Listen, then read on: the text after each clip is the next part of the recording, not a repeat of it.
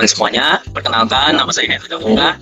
Di video kali ini saya akan membahas berkaitan dengan cara membuat model machine learning dalam studi kasusnya itu Titanic Survival Predictions.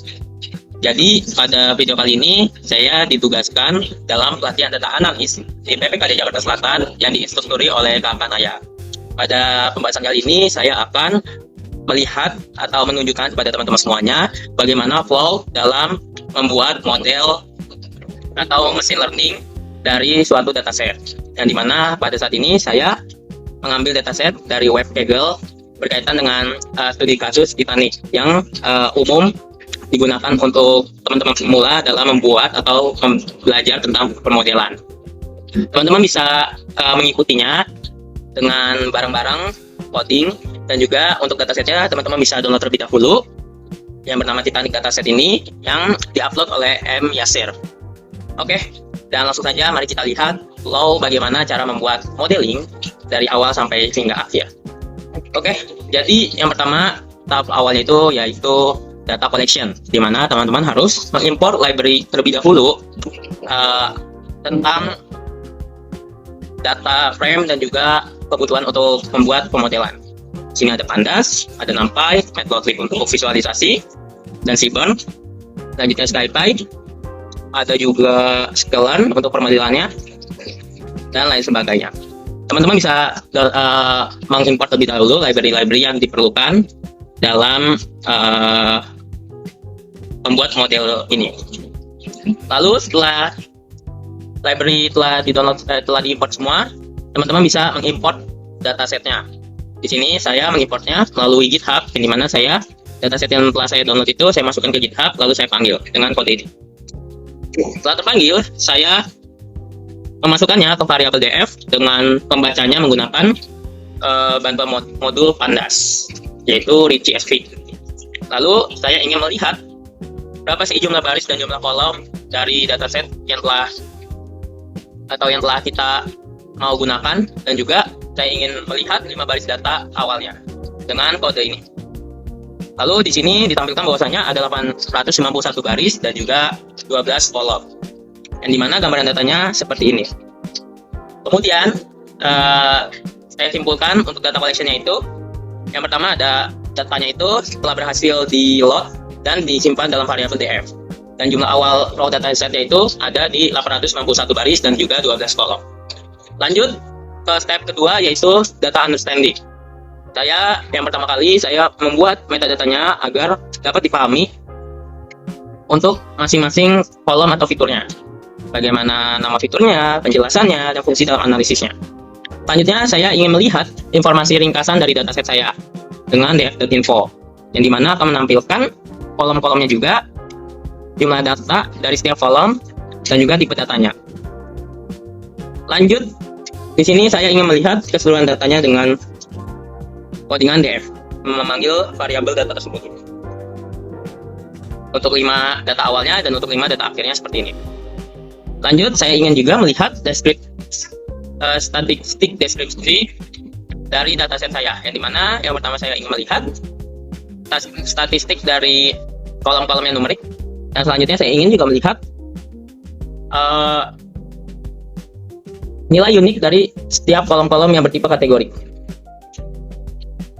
Selanjutnya saya juga ingin melihat apakah ada missing values, yang dimana di sini masih terdapat missing values pada kolom kabin yang berjumlah yang 77% yaitu missing values, edge 19% yaitu missing values, embag itu 0,2% missing values.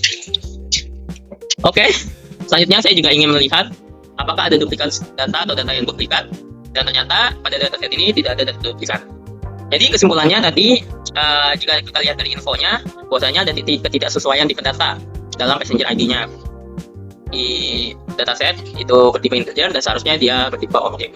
Lanjutnya tadi kita juga menemukan missing values pada kolom kabin yang berjumlah 77%, yang dimana hal tersebut cukup besar ya dalam hal missing values, yang H juga 19%, dan dimana ini ya menengah lah. Untuk missing values-nya ada embag, ini hanya 2 baris dan 0,2% saja, dan dimana ini sangat sedikit dalam missing values-nya.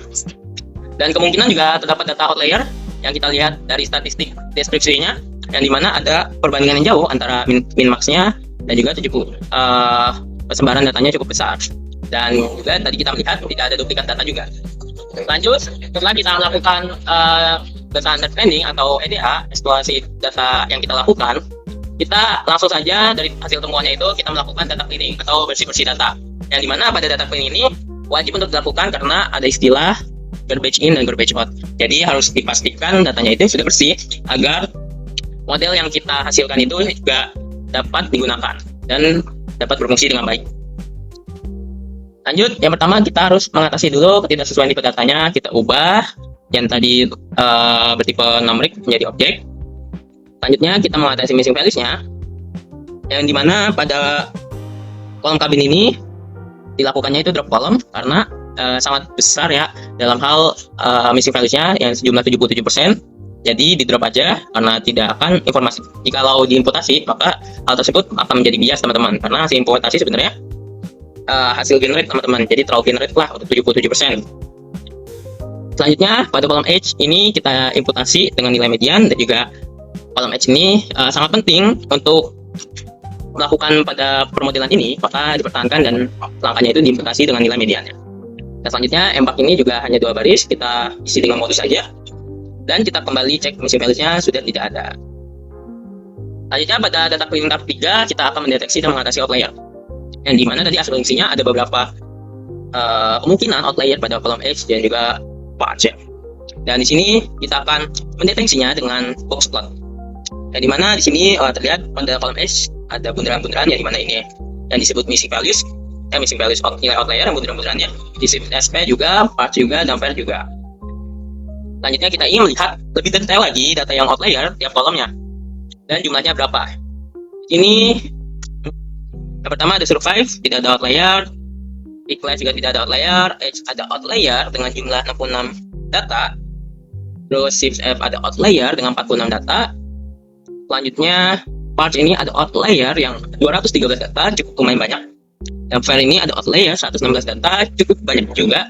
Dan ini rangkuman dari outliernya, ya dimana dengan metode outlier interkuartil dia lebih besar mendeteksi outliernya dibandingkan pada outlier Z-score.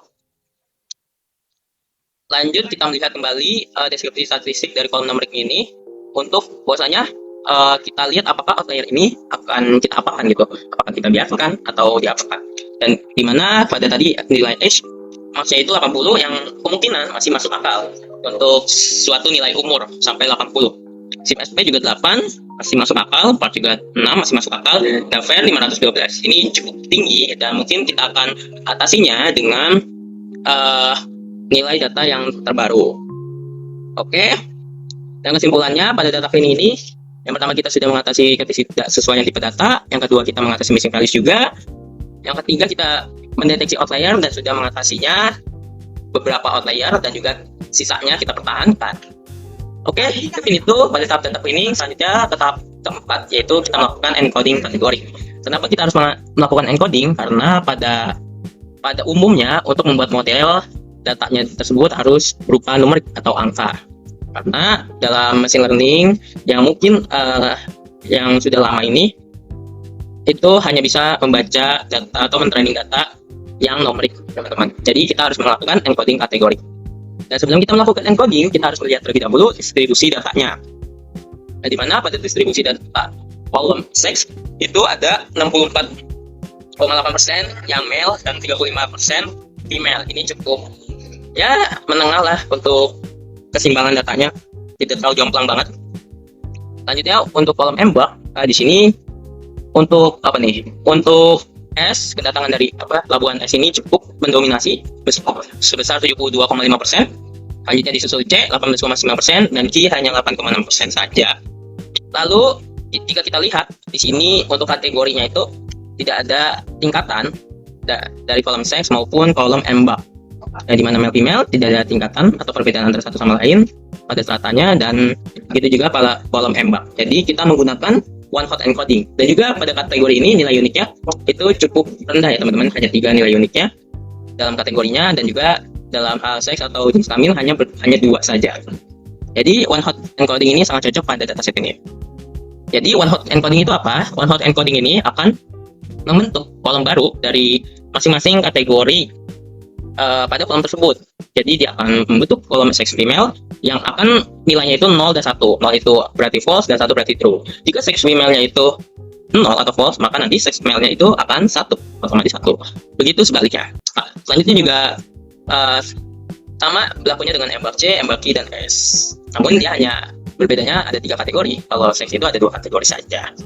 Jika ada 1 pada kolom tertentu yang berhubungan, maka yang lainnya itu akan 0. Begitu teman-teman.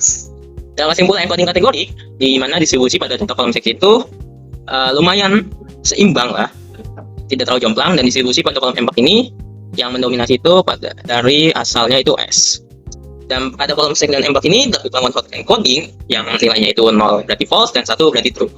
Dan terbentuk kolom baru yaitu sex female, embark C, embark Q, dan embark S.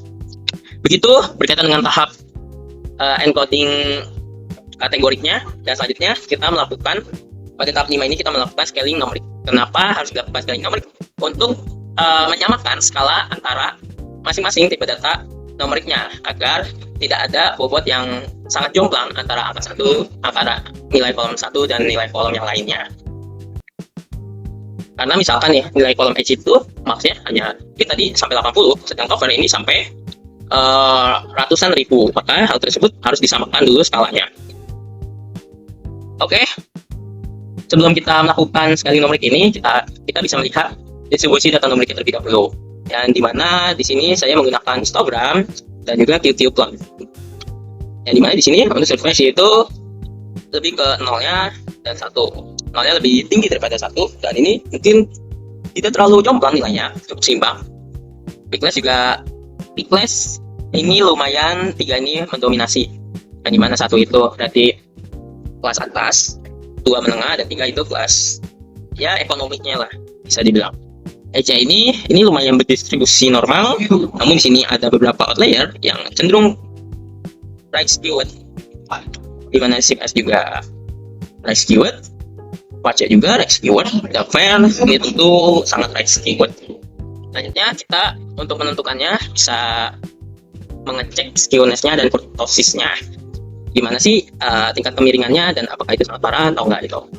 Dan berdasarkan hasil skewness dan interpretasinya, bahwasanya pada fitur survive ini simetris, Weakness ini miring kiri, H ini miring kanan, SIP SP ini sangat miring kanan, Part ini sangat miring kanan, dan Fair ini sangat miring kanan. Selanjutnya kita mau ngecek ekornya atau seberapa berekor gitu. Berekor itu apakah outlier itu sangat jauh gitu ekornya. Di sini survive itu ekornya tipis, Weakness juga ekornya tipis, dan H ini tergolong normal. SIP SP ini ekornya berat, Part ini ekornya berat, dan Fair tentu saja ekornya berat. Oke, mungkin kurang lebih dari hasil distribusi ini bisa disimpulkan bahwasanya beberapa, hanya satu yang mungkin bisa disimpulkan itu lumayan berdistribusi normal, dan sisanya itu nge-skew atau condong miring gitu. Dan oleh karena itu kita melakukan scaling data. Saya menggunakan scaling datanya itu robust scaler karena yang tadi alasan itu saya mempertahankan outlier-nya, dan juga untuk robust dengan segala macam masalah pada hal distribusi datanya. Dan di sini hasilnya sebelum scalingnya dan setelah scalingnya yang sudah diskalakan. Dan ini mungkin cukup seimbang antara satu dan masalah lainnya. Oke, kesimpulannya dalam scaling nomor ini, yang pertama distribusinya tadi survive ini simetris, Weakness ini miring kiri, H ini miring kanan, SIP SP ini sangat miring kanan, Part juga sangat miring kanan, dan Fair apalagi sangat miring kanan. Selanjutnya dari melihat distribusinya dan untuk mempertahankan outlier, saya menggunakan robust scaling. Robust scaling ini penggunaannya karena tadi data tidak normal dan banyak outlier yang dipertahankan. Oke, sudah melakukan encoding dan sudah melakukan scaling, selanjutnya kita melakukan pemilihan fitur. Pemilihan fitur untuk awal-awal teman-teman bisa melakukan atau melihat korelasi antar datanya tersebut. Terlebih lagi korelasi label atau target dengan fitur-fiturnya. Di sini saya menggunakan 3 metode korelasi. Yang pertama ada Pearson untuk asumsi distribusi normal dan data kontinu, ada Spearman yang data ordinalnya tidak normal, dan juga Kendall yang datanya kecil atau banyak disknya. Dan mungkin kita cocoknya dari keterangan ini mungkin lebih condongnya ke Spearman. Dan langsung saja kita lihat heat map-nya agar lebih terbaca teman-teman. Oke, sini heat map-nya dengan korelasi yang pertama itu ada Pearson, yang kita fokuskan pada targetnya yaitu survive dengan fitur-fitur lainnya. Dan di mana di sini sex female dan sex male ini yang cukup berpengaruh atau memiliki hubungan yang lebih tinggi daripada kolom-kolom lainnya. Terus kedua ada fair, yang kedua ada big less, dan ketiga ada fair. Yang dimana sebenarnya ini tidak ada yang menunjukkan hubungan yang kuat dan sangat kuat, masih di paling tinggi itu 0,5 saja. Begitupun juga spearman tidak terlalu beda, jenis kelamin big less dan juga fair. Dan kendal juga jenis kelamin big less dan juga fair. Oke, berarti dalam memilih fitur tersebut yang paling berpengaruh itu yaitu jenis kelamin big less dan fair yang kita masukkan ke dalam variabel x. Dan y-nya itu apa? Y-nya itu target atau labelnya itu pada kolom survive. Selanjutnya, kita juga bisa melihat fitur terpenting itu dengan menggunakan fitur important, teman-teman. Namun fitur important ini biasanya digunakan setelah melakukan modeling data, yang dimana saya mencoba terlebih dahulu dalam hal model random forest. Dan random forest ini ternyata fitur yang paling important atau pengaruh itu ada age, fair, sex female, dan big less. Dan dimana age yang paling tingkat satunya dan sampai dengan big less ya paling berpengaruh sampai dengan jadi 5 kolom tersebut itu menyumbang 80% dari kepentingan pembuatan modelnya. Jadi bobotnya ini 80% dari kelima kolom ini. Sip. Selanjutnya kesimpulannya itu korelasi label survive dengan beberapa kolom fitur yang tertinggi antara lain sex male, sex female, big less, dan juga fair. Pemilihan fitur dari beberapa kolom yang dimasukkan dalam variabel x itu tadi yang memiliki korelasi tertinggi. Terus pemilihan label y-nya itu yaitu survive, dan coba fitur importantnya itu random forest tidak terlalu berbeda, namun di sini ada tambahan dari age. Sip. Selanjutnya kita melakukan dokumentasi terlebih dahulu data setelah transformasi. Yang dimana setelah transformasi ini jumlah baris datanya itu tetap karena tidak ada yang kita drop dalam baris datanya, dan jumlah kolomnya itu bertambah karena tadi akibat dari encoding, dan juga tadi kita melakukan drop kolom pada kolom kabin ya teman-teman. Selanjutnya info, dimana di sini seharusnya sudah sesuai dari tipe datanya. Selanjutnya missing values-nya yang dimana sini sudah 0 semua karena sudah kita tangani. Duplikatnya juga tidak ada dari awalnya. Dan outlier ini masih ada karena kita tadi memilih untuk mempertahankannya cuma 3 baris data doang yang kita ubah nilainya. Selanjutnya distribusinya juga miring karena tadi juga outliernya karena kita pertahankan juga. Sip. Kesimpulannya yaitu dataset hasil transformasinya kita simpan dalam variabel df fitur jumlah datasetnya 851 baris dan 14 kolom. Setelah transformasi terdapat 3 kolom numerik dan 11 kolom kategorik. Oh, ini salah balik teman-teman. Terdapat 3 kolom kategorik dan 11 kolom numerik. Yang kategorik apa teman-teman? 3 itu tadi yang kita nama yang dimana tidak berguna untuk dalam hal pemodelan, jadi kita biarkan kategorik. Terus juga ID, 2 ID tadi, nama, ID, sama apa nih yang kategorik tadi, ID, nama, dan juga tiket yang memang tidak bisa kita gunakan menjadi fitur yang berguna bagi pelatih model. Dan juga tadi kita tidak ada missing values dan juga duplikat data, dan terdapat outlier karena memang kita memilih untuk mempertahankannya. Selanjutnya, setelah teman-teman sudah melakukan konstruksi data dan bahwasanya data sudah bersih, dipastikan bersih dan juga siap untuk hal pemodelan, maka kita akan masuk dalam pemilihan model. Di sini karena tadi targetnya itu survive, tidak survive 01, maka kita melakukan pemodelan klasifikasi. Dan langsung saja kita buat variabel x dan y-nya. Di sini kita mencoba untuk memakai seluruh x itu seluruh nilai numerik selain targetnya. Dan juga untuk targetnya itu survive. Selanjutnya kita melakukan split data yang terdiri dari train, test, dan validation. Train itu untuk apa? Untuk digunakan melatih model. Selanjutnya validation digunakan untuk hypertuning atau evaluasi selama proses pengembangan model. Test juga digunakan untuk evaluasi akhir model. atau data yang belum pernah dilihat model sama sekali. Proporsi idealnya itu ada di 70% trend, 15% validation, dan 15% test. Yang bisa kita artikan juga 70% untuk uji dan sisanya untuk validasi dan tes. Selanjutnya kita membuat fungsi untuk split data. Dan lanjut kita gunakan fungsi tersebut untuk split datanya, dan di sini saya menggunakan 80% untuk uji dan sisanya untuk test size dan juga validation size. Dan di mana jumlah datanya itu untuk uji itu ada 712 data, dan untuk validasi itu 89 data, dan tesnya itu ada di 90 data. Setelah kita sudah men-split data kita lalu melakukan pengujian dari setiap model-model atau algoritma klasifikasi. Yang dimana di sini ada algoritma logistic regression, decision tree classifier, random forest classifier, gradient boosting classifier, SVC, KNN, Gaussian net bias, dan juga XGBoost. Setelah kita mendefinisikan masing-masing modelnya, lalu kita bisa menggunakan hyperparameter tuning untuk model klasifikasi. Di sini ada dua metode, yaitu Quick Search CV dan juga Randomized Search CV. Kita definisikan parameternya untuk setiap tuning dari masing-masing algoritma modelnya,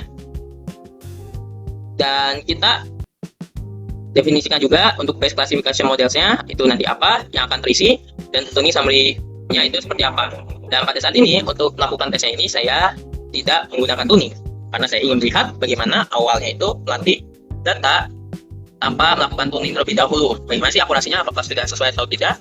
Nah, tuning ini dibuat untuk memaksimalkan model. Jadi kalau memang tanpa tuning ini masih modelnya itu evaluasinya masih rendah, maka teman-teman untuk meningkatkan nilai evaluasinya itu salah satunya itu bisa melakukan hyperparameter tuning ini. Jadi dalam flow pembuatan model ini teman-teman tidak pakem ya dalam hal berurutan segala macam.